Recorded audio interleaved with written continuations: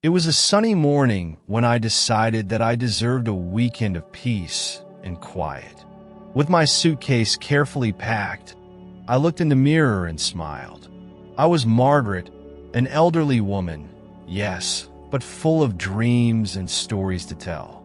My simple clothes, a slightly faded floral dress, and a light jacket were all I had, but they were also a symbol of a life lived with authenticity. As I packed my bag, I couldn't help but recall the memories of my travels in my youth, when adventures were abundant and the world seemed to be within my reach. Ah, how I love those times!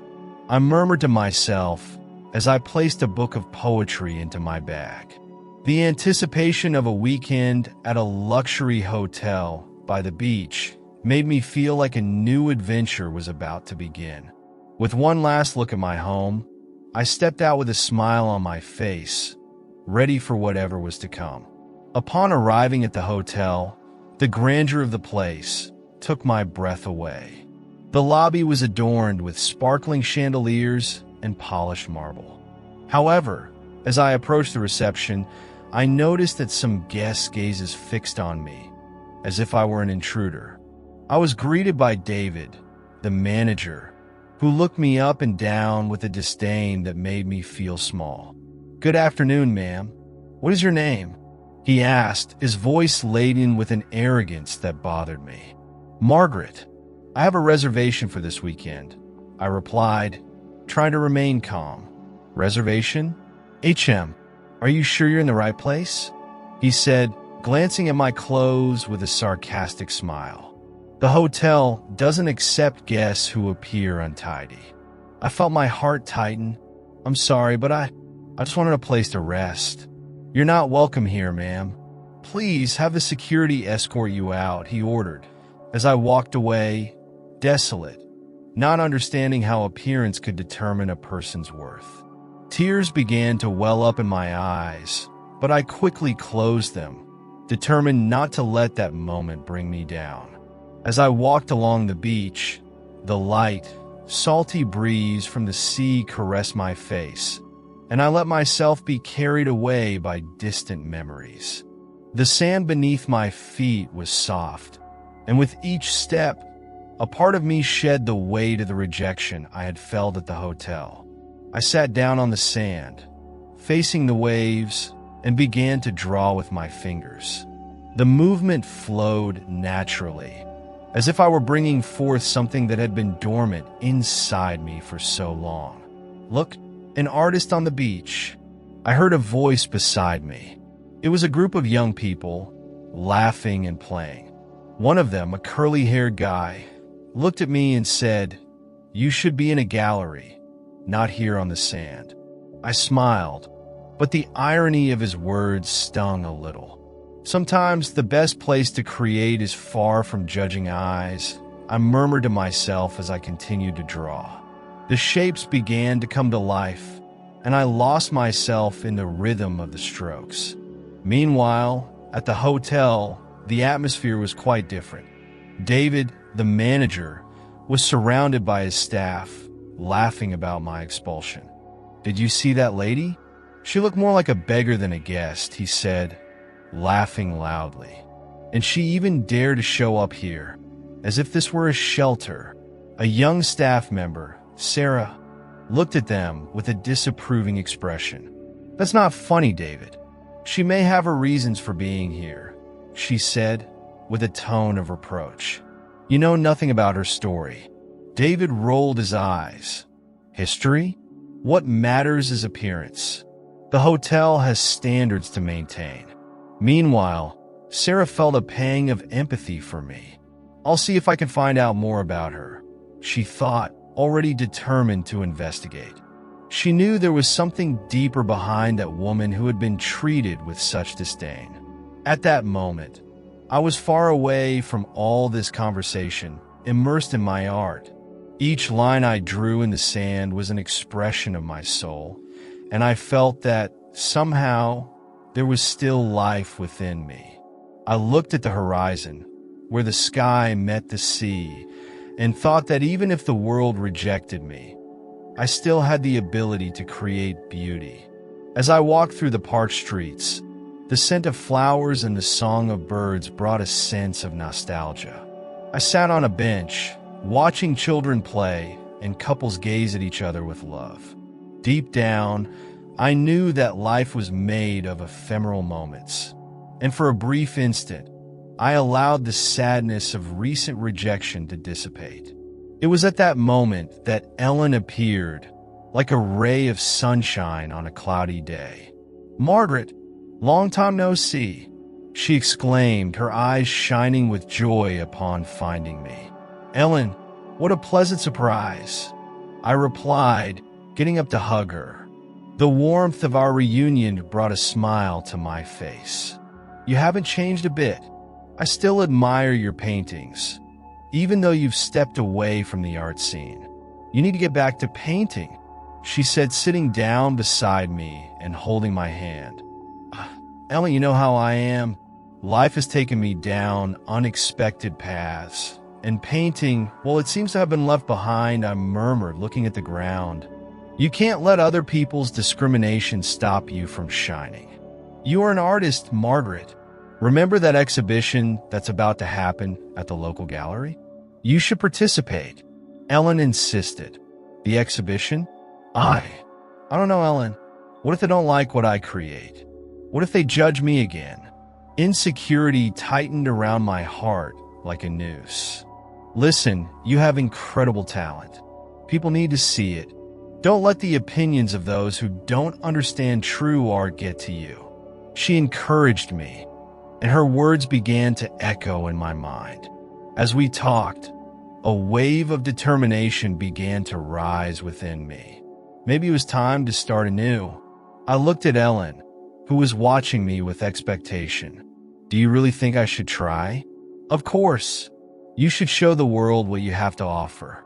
And I'll be by your side, just as I've always been," she said, smiling confidently. After we said our goodbyes, I returned home with a new purpose. Despite the insecurity that still enveloped me, the idea of exhibiting my works began to grow in my heart. When I arrived, I went to my studio, where the canvases stored away seemed eager to be revealed to the world. I looked at each one of them, filled with memories and feelings, and a mix of fear and hope settled in me. "You can do this, Margaret," I whispered to myself as I caressed one of the paintings. "You still have something to say." The desire to be recognized again, even if just for a moment, was starting to outweigh the doubt. When Sarah found me, I was sitting on a park bench, lost in my thoughts. The sun was low, painting the sky a soft orange, and I couldn't help but feel the pain of rejection still burning in my heart. She approached with a smile that tried to hide her concern. "Margaret, you won't believe what I discovered," Sarah said with contagious excitement. "What is it about, dear?"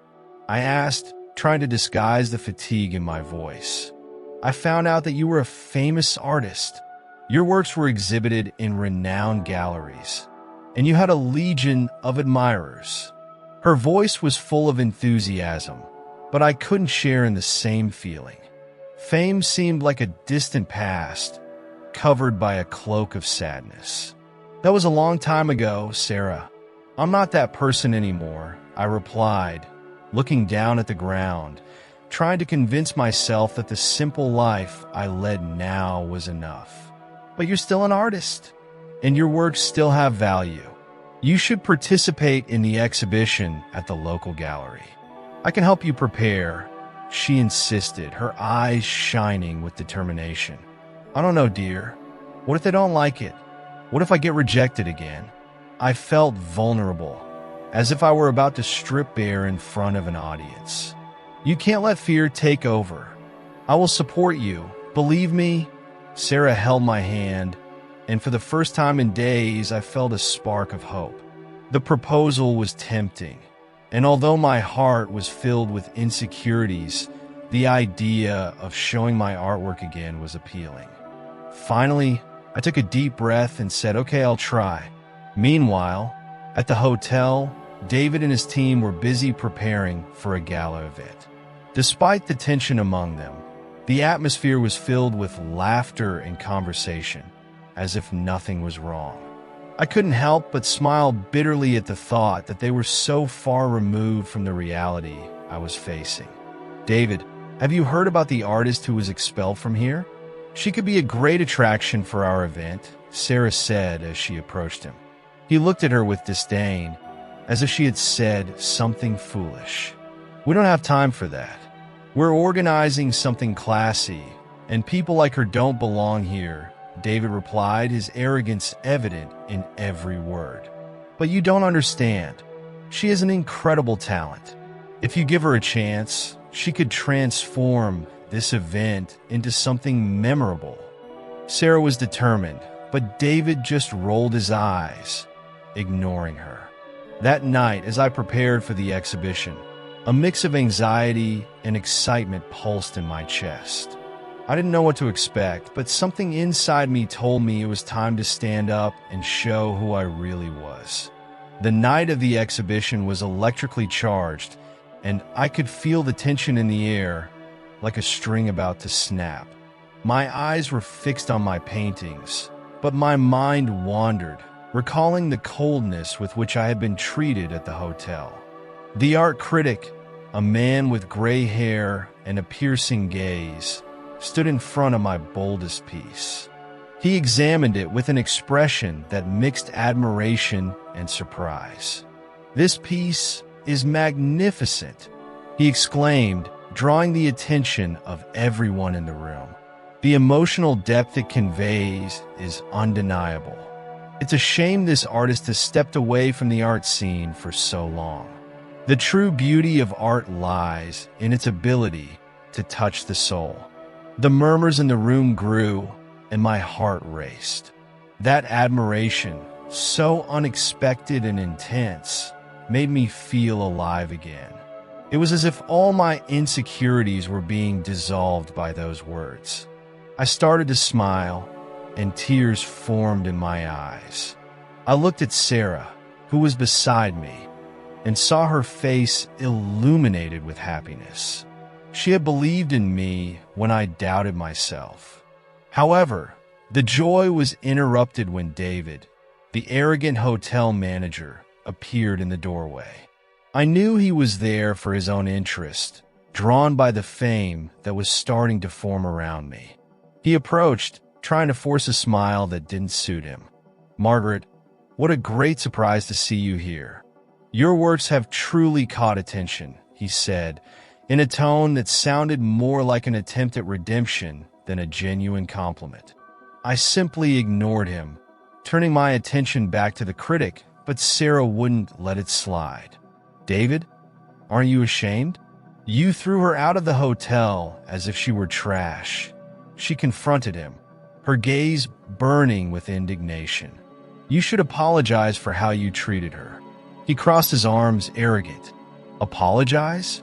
Her fame doesn't erase her appearance, Sarah. The hotel has standards to maintain." The tension in the room escalated, and I felt my heart race, not out of fear, but out of courage. "You don't know anything about me, David," I said, turning to face him. My hands trembled, but I wasn't going to back down. Appearance does not define a person's worth. And if you can't see that, it's you who should be ashamed. The silence that followed was heavy. I could feel the gazes of the guests, some admiring, others intrigued. This was my chance to show not only him, but everyone there that I was not just an elderly woman in simple clothes, but an artist with a rich story and a talent that could not be erased. The atmosphere of the gallery pulsed with vibrant energy. The lights hung delicately, illuminating the artworks that were now acclaimed by all. I could hardly believe that I was finally there, at the center of attention, surrounded by people who admired not only my paintings, but the story each one carried. While I was conversing with a group of critics and art lovers, I heard David's name whispered amid laughter. "He didn't know who Margaret really was, did he?" said a woman, her eyes sparkling with indignation. "It seems he regrets it, but it's too late now," replied a man, shaking his head. I felt a little sorry for David, but the truth was that his arrogance and indifference had hurt me deeply. Meanwhile, the media wouldn't stop asking questions. A reporter approached, microphone in hand. "Margaret, how do you feel about the success you are receiving now?" "I feel grateful," I replied, trying to maintain my composure. "But more important than fame, I am happy to be able to inspire those who, like me, have been ignored or overlooked." The words came out with sincerity from the bottom of my heart. The room began to applaud, and I felt tears of happiness streaming down my face. That night, news of my story spread like wildfire. David, however, was not having a good time. The pressure mounted, and at a press conference, a reporter asked directly, "David, what do you have to say about how you treated Margaret?" He hesitated, his face pale. I was just following the hotel's guidelines," he tried to justify. "And does that justify discrimination?" The reporter cut in, her eyes burning with challenge. Within days, David was fired, and his discriminatory actions began to be investigated. The justice I had hoped for was finally coming. With the new status I had acquired, I decided that I didn't just want to be a recognized artist, but also a voice for those who had never been heard. With Sarah's support, I began planning a new gallery, a space that would welcome marginalized artists, where talent mattered more than appearance. "Margaret, are you sure you want to do this?" Sarah asked, her eyes shining with excitement. "Absolutely," I replied, a smile forming on my face. True beauty comes from within, and I want everyone to have the chance to shine. And so, the story of an elderly woman expelled from a hotel for her simple clothes transformed into a legacy of inclusion and acceptance.